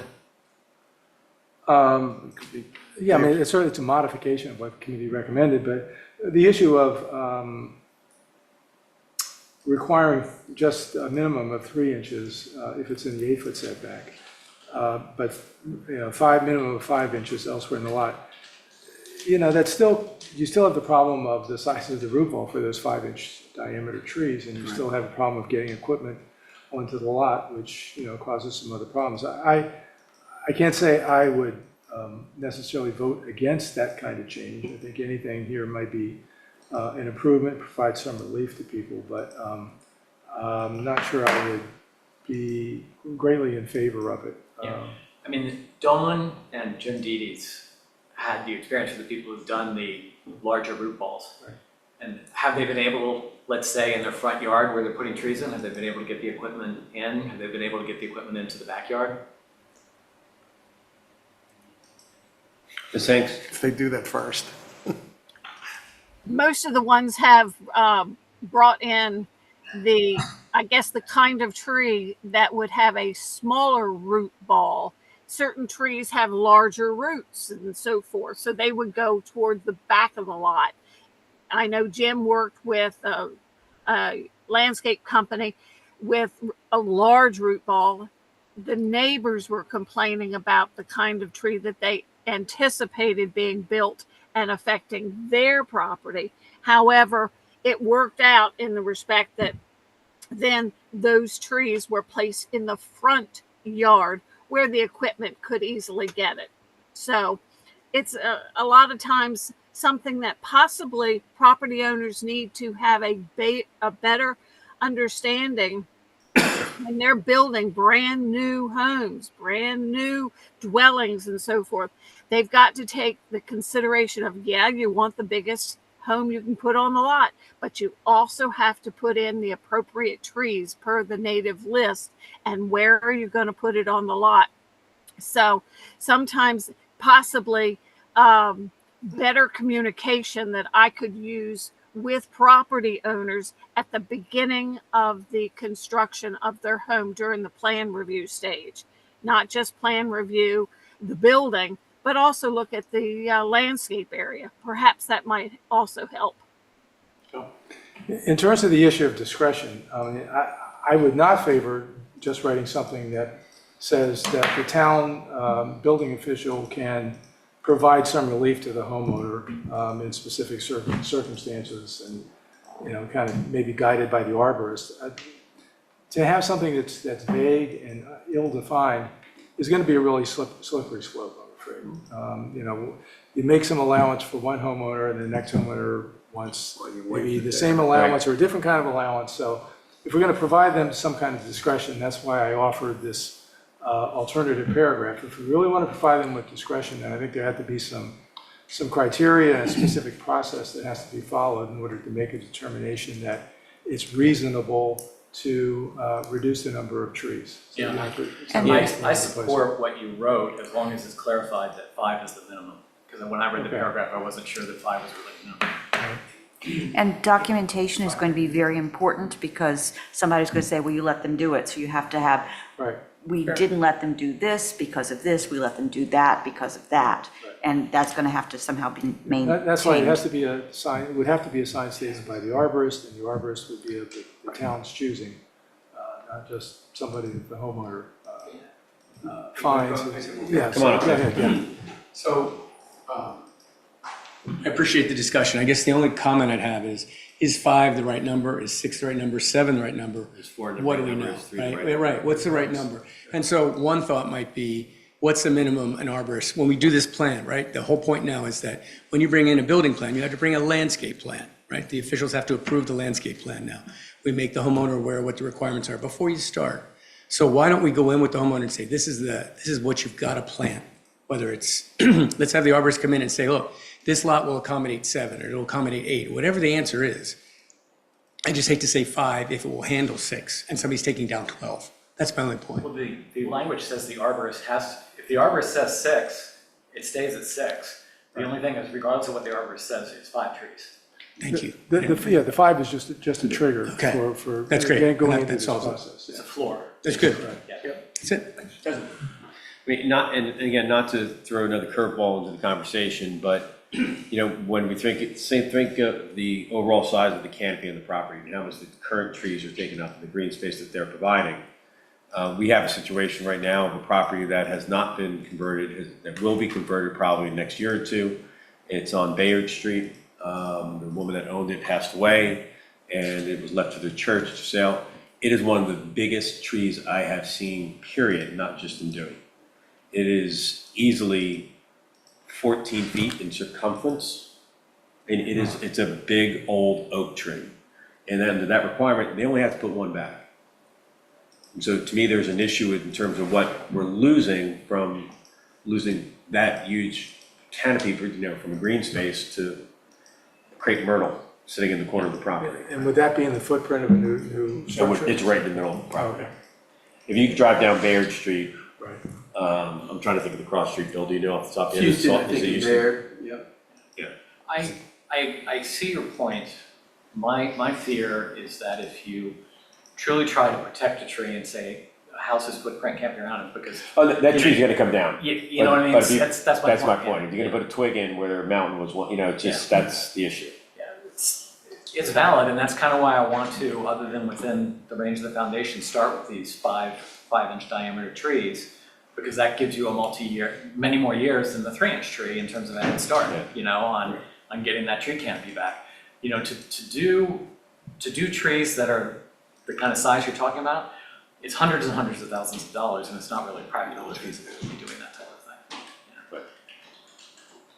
All right, great conversation, great discussion.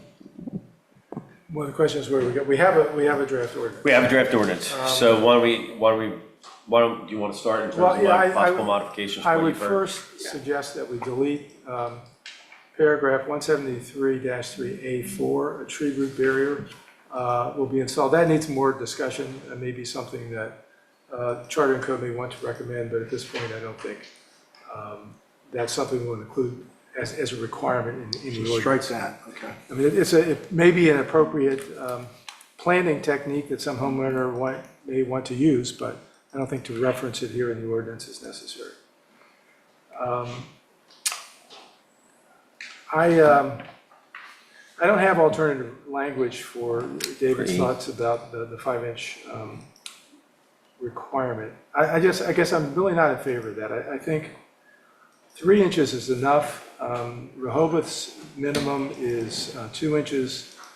I think I checked either Bethany or Fenwick, and they were in the 2 to 3 range. I'd rather have a consistent standard. There are requirements already in the ordinance for checking on the trees that are planted to make sure that they're properly maintained.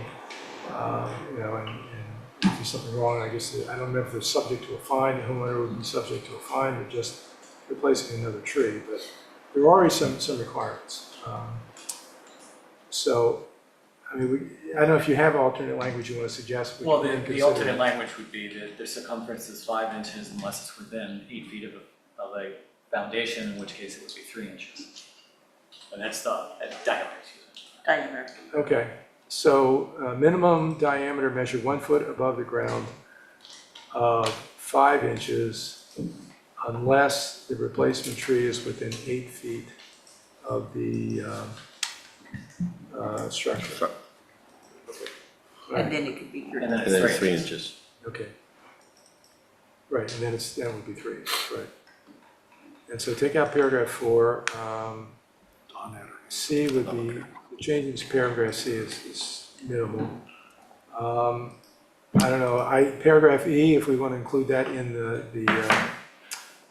We can, The ordinance? I'm not a big fan of subjectivity.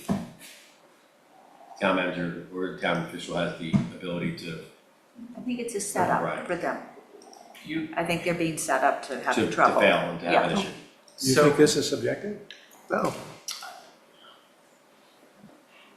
If more than 5 trees are removed, as a simple construction project under criteria, the town building official may approve a request to replace a smaller number of trees. Governor signs statement license arborist selected by the town. So you're saying it's only if the arborist determines what?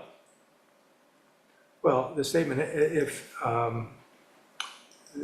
they would get a statement basically that the arborist agrees that it's not possible to do a one-for-one replacement. And the justification, the statement must include a justification for that determination. That includes specific statements about related to adverse consequences due to proximity to the structure or some threats to the survivability of the replacement tree. The statement would also specify the maximum number of native species trees that satisfy the minimum requirements that should be replaced, and then the property owner would have to bear all the costs of that. Yeah. The only thing to make this more specific is what I suggested with the minimum being 5 trees, right? Like you can't have an arborist come in and say you're 0 trees or 1 tree, right? If you're removing more than 5, your floor is still 5 trees and you have to design your house around that. Okay. You know? I'm fine with that. I just don't want to put more burden on the town to. Well, that was the objective of trying to use this kind of a And process. as Commissioner Person just reviewed, it does appear that the town building official is making the determination based on consultation with a licensed professional. So there is a shared burden, and I do like the can't go below 5.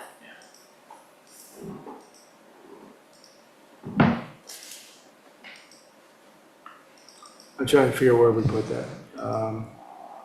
Statement shall specify the maximum number of native species trees, no fewer than 5. You can just add a second sentence that the minimum number of replacement trees, if there are more than 5, will be 5. Okay. Yeah, add that sentence. The minimum number of trees that will be replaced shall be a minimum of 5. The number of 7. So give me your sentence again. After the first sentence, just add a sentence. Oh, that after the says- first sentence. That just says the minimum number of replacement trees shall be no fewer than 5. Okay. All right. The minimum number of replacement trees shall be no fewer than 5.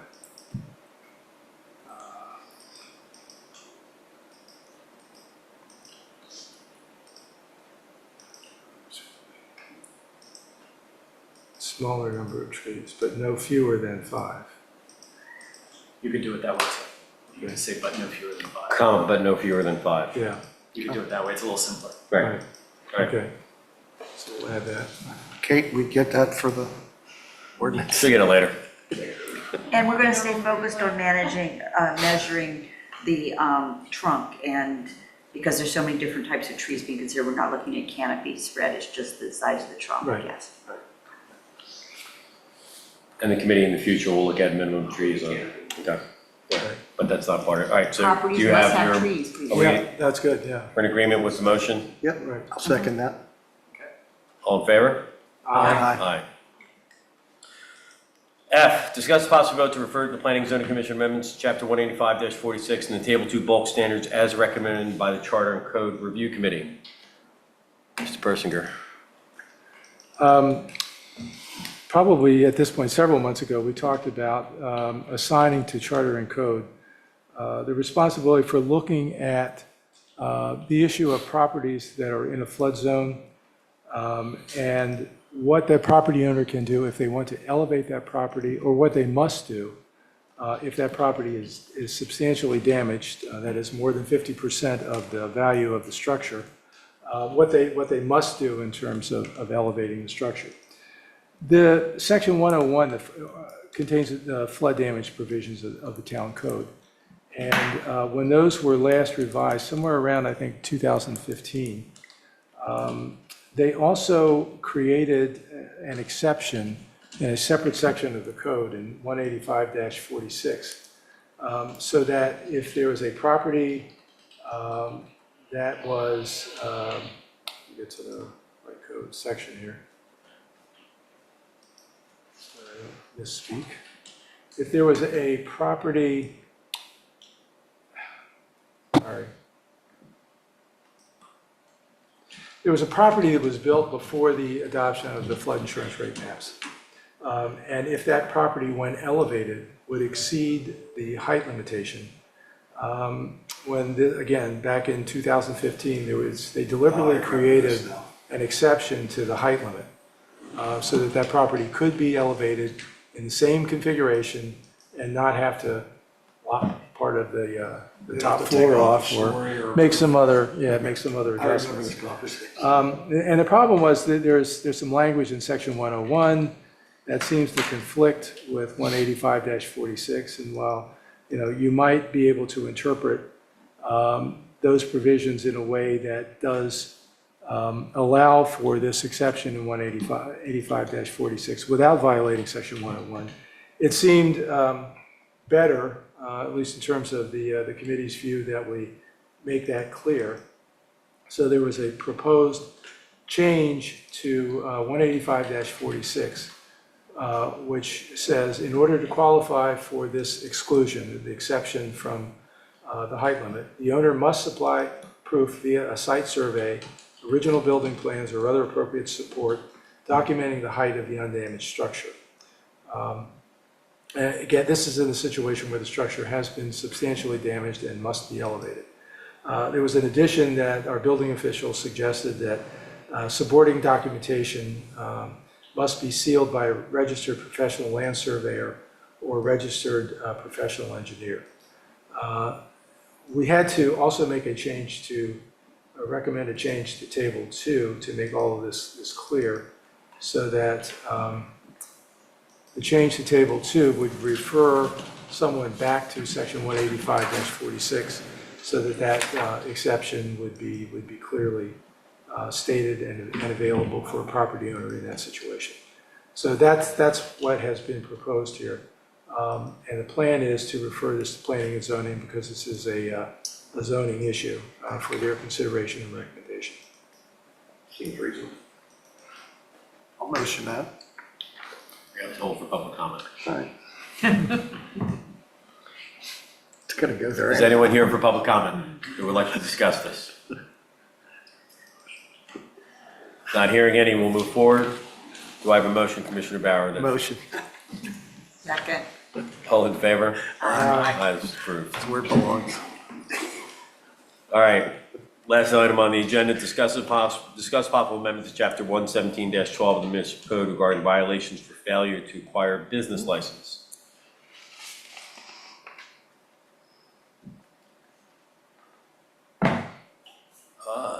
Mr. Zolper, who is the author on this? I believe it came in through our front office, Kate. Dawn brought it to my attention. Okay. Dawn. Ms. Hanks? Dawn, are you there? Yes, sir. Can you give us a little overview on this agenda item from your perspective? Let me find. Yeah, when it comes to business licenses, Yes, ma'am. many times companies do not feel they need to have a business license if they want to get in and out to do whatever work they've been hired to do. Many times the property owners will tell them, you don't need a business license, you don't need a building permit. And until our code enforcement staff goes out and literally stops, inquires about what they're doing, do we find out, yes, they do need to have a business license and they also need to have a building permit. Many times businesses, whenever they in the past had business licenses, they almost think it rolls over automatically without them doing anything. Sometimes that's human nature because they just get involved with their business and they forget. So we've got both sides of negligence due to the fact that they don't want to have to pay for it, and others, they just were not aware. So at that rate, that's how some of this has come up for question as to what can or cannot be done or should be done. All right, just as a matter of clarity, this is a discuss. This isn't a discuss and possibly vote on to discuss the issue. Do I have a poor memory, or did I also remember that if I hire a contractor to come in for a day job, they could obtain a license, a daily license, do that day work, correct? Yes, they can. And Laura in the front desk, in talking with these folks, she does question them to say, are you going to be able to do this work, whatever it might be? Are you going to be able to do it in a one day? And so she tries to be very helpful, yet at the same time tactful in trying to find out what the truth is. Okay. Council, any questions for Ms. Hanks on this? And I just had a legal question. Do we have restrictions in terms of our town, in terms of, because I know you're concerned about the $500 fine. Don't we have like a maximum we can do, like with the alderman or something like that? Do we have something like that? Yeah. 3,000, I think. But it's 3,000. Yeah. Yeah, so it's substantially more than 500, okay. But apparently, 2022, we took out a provision that would have multiplied these fees. You know, the longer you go without getting a business license, these fines rather. And we deleted that. I can't remember why we decided to do that, but that was something we did apparently. I guess the question is if you fine someone $500, it's a civil violation, so how do you pursue that? I mean, you pursue it just like anybody else who doesn't pay a fine. You certainly wouldn't ever give them a business license if they had an outstanding fine, I would think. Yeah, But on something like this, obviously, because there's no property associated with it, with the business, it's difficult to go. I mean, usually you would lien the property, basically, is what it comes down to, right? But in a situation like this, it'd be just like a simple JP Alderman case, right? You'd have to go and bring suit for the $500, which then makes it difficult because nobody wants to actually go through those hoops just for really $500. It doesn't make it worth it. right. If I understand right, Don, if someone, a contractor, for example, I think is what we're talking about here, contractor comes in, they're doing the work, they get caught, the homeowner says, well, I didn't know we needed that. There's a fine because they started the work before having the permit. What is it, 10% or 20%? Whatever the cost of that job was, there was an additional fee charged to that permit, correct? It's something similar to that.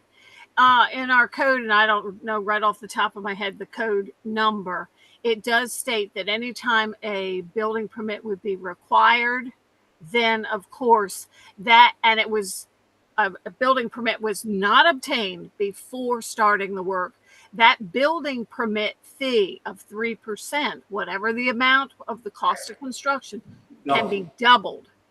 So it does behoove the property owners as well as the contractors to know what the town rules are when it comes to building and construction.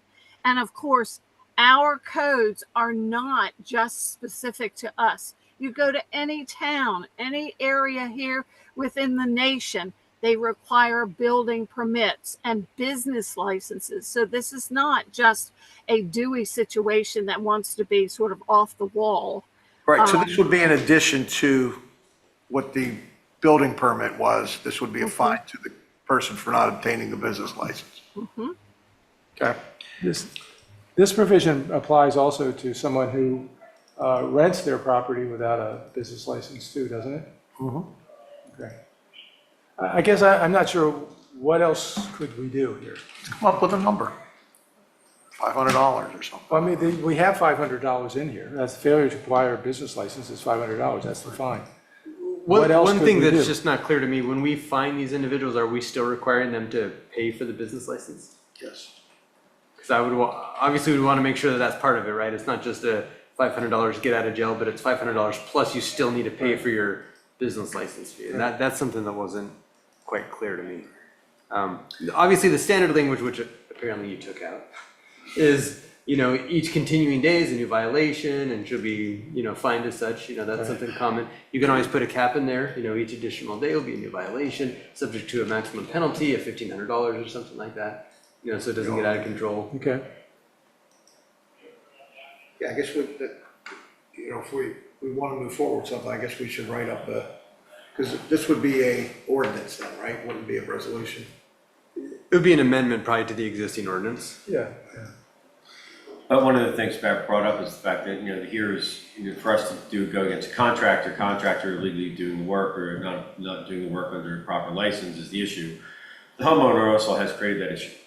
Say most homeowners here in town know that they need to get a business license, that they need to get a permit, and they also need to make sure that there's a license, whether it's day, multi-day, or a season license by the person doing the work. Is there something that we can also propose in the future about that being a fine to the homeowner also? Which not sound very popular, but those of us that have property, we know that you're supposed to vet that process and make sure. That way you have two people accountable. Yeah. My only fear is, it's tough to find good contractors, period. So you don't want people never to want to do business in Dewey if we make it too high. But it needs to sting a little bit because you can't, everybody knows you have to get a permit. You can't plead ignorance. One thing I've done in the past myself is I have somebody who I just don't want to put them through that. I just on their behalf get them the one-day license. Right. I just fill it out with their name, contact information, and pay the one-day license. And that kind of works fine for me. Yeah. Some people are like, really, you want me to go to town hall, fill this out? They don't want to deal with it to do their, your job or whatever. Have we done anything in the recent past to reinforce the need for working with licensed contractors among our property owners? Okay, Sounds like a newsletter item. communication. Have we recently communicated out to homeowners about the requirements of business license business license required for any work? Has it been a year or two? Probably. Probably. Yeah, I don't remember any recent memory. We have signs coming in on Route 1 and on King Charles that say a business license is required to do work in Dewey Beach. They're there. Really? Where are they? Coming in from Rehoboth on King Charles and coming down Route 1, up near Pfeiffer's. The signs are there, I put them in 2 years ago. But there's so many signs, people just get none. A lot of visual stimulation. Yeah. There are no big signs that says, no jaywalking. No jaywalking. Those are good. Business licenses? All right. So we need that language inserted if we're going to put together something here for it.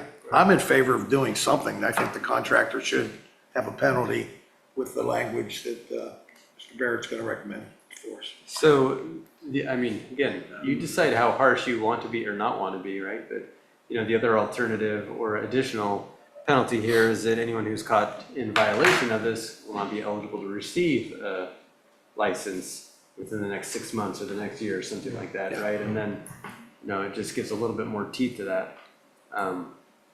You're not just losing that on this job, you're losing that on 12 Other months jobs, of work right. or whatever, maybe. Just another possibility. All right, well, from a discussion perspective, why don't we look to putting something on a future agenda item Yeah. to get more concrete? So the motion would be the table. Well, I don't know, we need a motion. Well, it's to not It's a scheduled for a vote discussion. Just a anyway. discussion anyway. Go. Discuss. All right. All right, with that being said, we're going to look to close the meeting. Is H Number struck? H. Was H struck? Oh, did I? I might have printed too soon. We have an H, please, Mr. Oh, I don't have H. I don't have It's an on H. purpose that you don't have an H. For the record, I do Right not on have an H. Chief has an 8. I got an H. And it's H, discuss and possibly vote to approve a resolution to purchase an additional vehicle for the police department. Chief, So, when I first got here, almost 2.5 years ago, our fleet, as you all know, was in disarray, disrepair. We have very old vehicles. We still have a 10-year-old vehicle on our fleet right now. We've been very fortunate with our grants. We got 2 e-trucks, which were worth about $130,000 for free. We got $120,000 worth of Sussex County grants to buy 3 cars. And then we also had, when Riley's car was totaled, not his fault, the insurance company paid a lot of the car price, including equipment to go in the car. And then, of course, the town has purchased a few cars with the capital expenditure money. So we've been very fortunate with that. Unfortunately, I know I did not plan for this. The 2017 Tahoe that Officer Buchard has been driving is out of service. Now that he is waiting for his new car that was approved to replace Riley's car, which we're still waiting on equipment. So he's using the car that was supposed to go to our new patrol officer, Adam Erb. This 27 Tahoe is out of service. It needs a brand new engine. And the cost estimate on that is a minimal of $13,053.05. In addition to that, I've already spent $1,248.62 on that same vehicle in the month of June to try to keep it running. So that car is sitting there and can't be used at this point. The vehicle that Officer Buchard's using, which is our spare little pickup truck that we have, that is a 2016 Ram truck. It's working, but I just got the estimates. It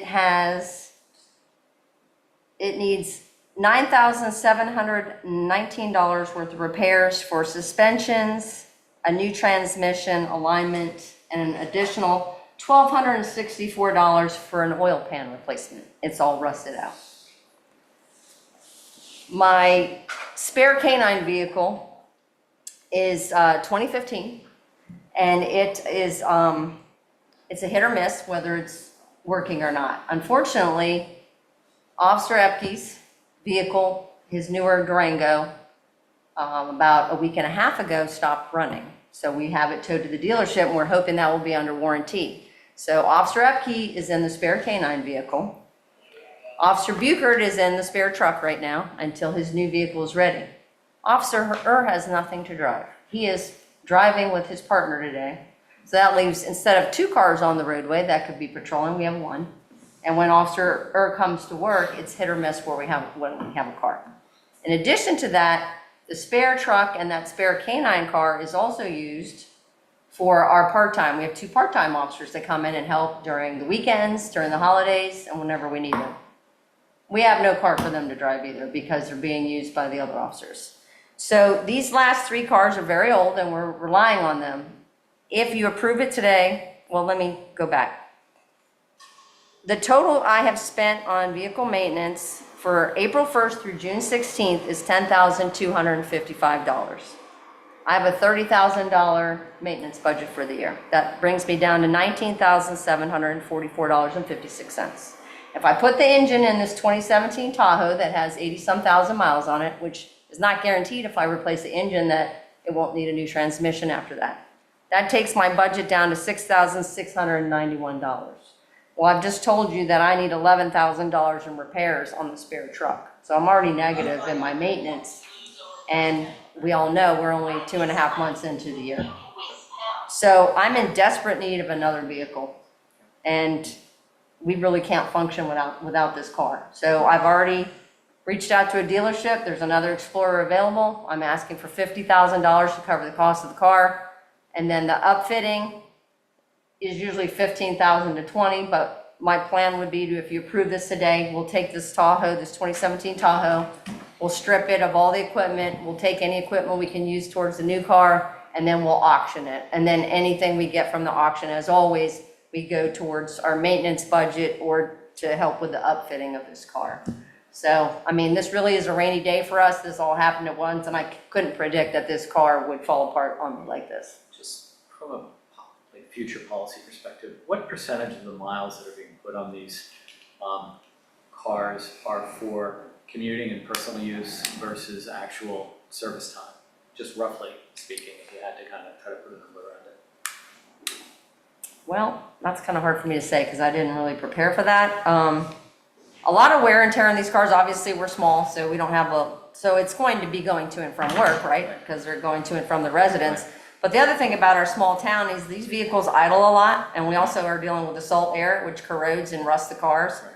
Right. With all the new technology and the equipment with the cameras and stuff, a lot of times you see them leaving their vehicles running because what happens is when everything shuts down, it takes a long time. If they get an emergency call and everything's shut down, to get it back up, then the camera could take minutes for it to come up and running. And if they're going on a call, we're not recording anything. So that causes issues too. Because when you went through your justification, what I heard, if I'm not mistaken, is that we've got a need for 1 car as an emergency, but we've got a need for another 2 cars right behind it. We do. And that sounds to me like that's $150,000 that are needed this budget year, not the $50,000 you're talking about today. Well, I'm hoping for the one car now, and I'm hoping to get through until April, till you approve a new car for me next April, because those cars will need to be replaced. But I will tell you, we've come a long way since I've gotten here, with all the grant monies and the cars you've approved. When Officer, if we give him a new car, every officer here will have a decent car to drive. The oldest car at that point, as far as an assigned vehicle, will be a 2020. And then next year, that 2020 will be replaced, and that newer car can go as a spare, so we have a reliable spare. Now, why would a 2020 need to be replaced? Because as I presented to you a while back, it may have been 6, 8 months ago, I sent everybody the thing about most police vehicles are usually replaced at the 5-year mark, 6-year, depending on how many miles are on them. The reason why that would be replaced is because, as you just said, I have an old truck that's falling apart, and then I have a spare canine that has almost 130,000 miles, which Right. might not make it another month, I don't know. Right. So I will need some spare cars. I have to have spares to survive. Right. But right now, I'm asking for this one car, just so I have a car for the officer to do his job. Or the other option is to spend all this money on these repairs and not guarantee that that car's not gonna need another $7,000, $8,000. These are old cars. Well, I mean, from my perspective, I mean, we don't really have a choice in terms of helping them out, from my perspective. But I think we have to have a discussion when we're doing this about the fact that you really do need 3 cars and this replacement cycle. And part of my surprise, of course, was because you did present a schedule, and we talked about like how many cars we'd be needing, and at that time, you were feeling pretty comfortable, you know? I was. Obviously, you know, you can't predict that an engine's gonna go in a car. I mean, you know, everyone kind of gets that. My real concern is, one is I think that based on what you said, it's realistic that we really need to think about 3 cars before next April, right? Which is, you know, 9 months from, you know, over the next 9 months because of potential expenses. So it's $150,000, which Sheena needs to kind of talk about where we're at in terms of that kind of expenditure. Even if we're not going to spend it at this meeting, we need to be prepared to do that. And I think we need to kind of think about, between the number of officer cars, management cars, spares, and specialized canine cars and things like that you have, what's our real annual budgeting supposed to be for vehicle replacements? Because I'm feeling like we're a bit short. Yeah. Do we have anything left over in the capital budget, Sheena? 26,000. 26,000. I guess the question I have is, the proposal on the table is whether or not we approve this new car. The question is, where does the money come from? And I had a conversation with the town manager about that, which in essence would be to take advantage of the anticipated surplus from last year's budget. My question is, though, what is our projected surplus for this year, just in terms of the operating budget? It is basically a net zero after the, Okay. is what we've been shooting for, so basically a net zero. Okay, and so that being the case, then the only possible source of funds would be the anticipated surplus from the last budget year. The other option is, and this is not something I personally feel comfortable with, but this is your decision, is we take we hope on transfer tax being high. I know that after May and June's transfer tax, we have $300,000 towards our 700 just on those 2 months that we have received. Good start. If you go based on the past couple of years and that percentage, assume that everything else hits, you can say we're going to have money there. And we take the capital expenditures budget basically on paper negative, and it's basically when we do the budget amendment in December, okay, we've got all this transfer tax, we've paid for it based on that. But the commissioners would have to make that decision and make that assumption that the transfer tax is going to be there. So Sheena, how much are you projecting we're going to have after the audit from last year's budget, approximately? Roughly 300,000. And I'm hoping that with the new laws and everything, it ends up being better. But I'm saying 300,000. So my conversation with Commissioner Persinger was, if the decision is made to do this, we spend the $65,000, then when the audit's done and we know exactly how much money we have left over from last year, that's where the money comes from to reimburse the $65,000 out of our general fund now. Well, as an agenda item, first of all, we've gone beyond the chief's overview. I have to go through the process of any public comment about this before we talk about council and possible vote. No, we don't have any, so we can move forward with that. Chief, there's an element of, the way that we're doing it right now, to me, is not efficient in the sense that this, unfortunately, you've come forth several times from the needs perspective, and it's out of emergency. From what we do, emergencies shouldn't happen as often as they do. In your, and I don't remember the formal name, but you're a part of a coalition of other chiefs in the area, the PAC. Do any of the other communities have a set program policy around capital expenditures or fleets? And when they turn them over, is it once every 5 years, once every 100? Like, is there a policy out there? Because I could look into that, but most agencies, as I supplied that information not that long ago around the country, most police agencies replace their vehicles between 5 and 7 years. 5 and 7 years. Yes. I think we just need to be prepared for this and being able to, putting the money into the capital expenditure to highlight that it's there for when these needs occur and not wait for a car that we may have been able to sell for $25,000 and now we'll junk it for $5,000 or it's every $5,000. You know what I mean? Like if there's a I program understand. that we move in and out. There's some fleet management stats.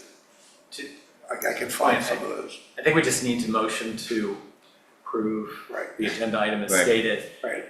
And we'll, I don't know that if we just say we're gonna spend it out of the general fund and we'll make a budget adjustment later, I think that's probably, That's easy enough. Yeah. that's probably the way to do it. I'll motion that, or if you want, Okay, you motion that. I'll so I motion. second it. it's definite We need. can still discuss. But you can't make a budget adjustment unless you have revenue to pay for it, so I would like to see something in the motion that talks about where the revenue is going to come from. I thought he said general fund. General fund. Well, I know, but we already have a budget and it's targeted at zero, that's what I was trying to get at. So there really isn't $65,000 available in the general budget without having a budget that's in a deficit budget. Well, the agenda item didn't include modifying the budget, it included No, spending money. that would add that for the next month. Yeah. But, I think the chief strategically used the words rainy day as something that we're not expecting. And if we have a need right now, then we'll figure out, we have funds right now from a rainy day fund. I realize that's wasn't what it particularly was meant for, but I don't think we can have a police officer. I don't think we should have, from a public safety standpoint, 2 officers in 1 car versus 2 different cars. I just think Yeah, I it's. wasn't arguing against that at all. No, I know, I'm not saying, I just Get get, ready to the height of summer, so yeah. the next few weeks are. So we have a motion from Paul, we have a second from David. Discussion, Gary, before we put it to a vote? I would still like to see something in the motion that talks about the projected surplus from last year and taking the money from there. Okay. Okay. I'll amend it to add that language in. Second. All in favor? Aye. Aye. All right. Thank you very much. Thank you. Thanks, Chief.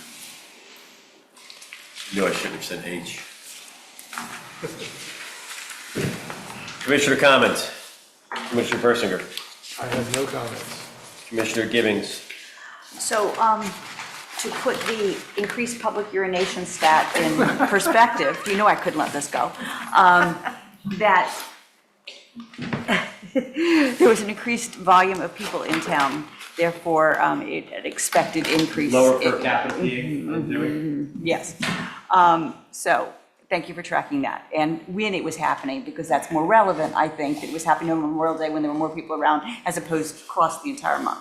The other thing, several people in town have brought to my attention private property owners putting no parking signs where it's not their driveway, and it says parking for EMT only or parking for, and it names a restaurant in town only. I've explained to people that the yellow lines are what is governing where they can park and cannot park, but it is causing confusion, and we have enough confusion in town already. I don't know what we can do, because people can put signs up saying ferry parking and it's totally legal, or gnomes here and whatever, but it is causing confusion in town. So I would ask, please, folks in town to work with us and make it so safety can be taken care of by cars being able to park where they should be able to park. Commissioner Jasinski. Well, I have a potential solution. I wasn't going to have any comments, but I have a potential solution to that. And that is when people raise to you that someone's put a private sign saying you can't park here, we should encourage the town manager to put a official Dewey Beach sign, specify, verbal sign saying that people can park there. That'll solve the problem. Oh, yes, you can. Commissioner Bauer. No comments at this time. From my own perspective, just going through a few things. Our next meeting will be on July 18th. Prior to that, we will have the celebration of July 4th, one of our many high holidays, as well as running the bull on June 28th. So we'll have 2 big days. We're ready. You're ready? We're ready. All right. That's 2 weekends in a row. Yes. Yeah. How soon before you could get this new car? Well, the vehicle's available, but as far as getting it outfitted, I don't know. We have to reach out to the outfitter, they have to order the equipment and then install it. So it could be 4 to 6 weeks or longer, unfortunately. That's why it was important to get this decision today, so I can move on it immediately. And can our motorcycles or bicycles be used in the meantime?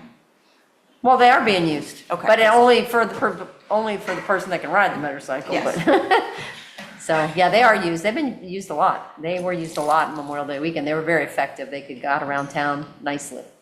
Great. Beautiful. With that, do I have a motion to adjourn? So Motion. moved. Second. Second. All in favor? Aye.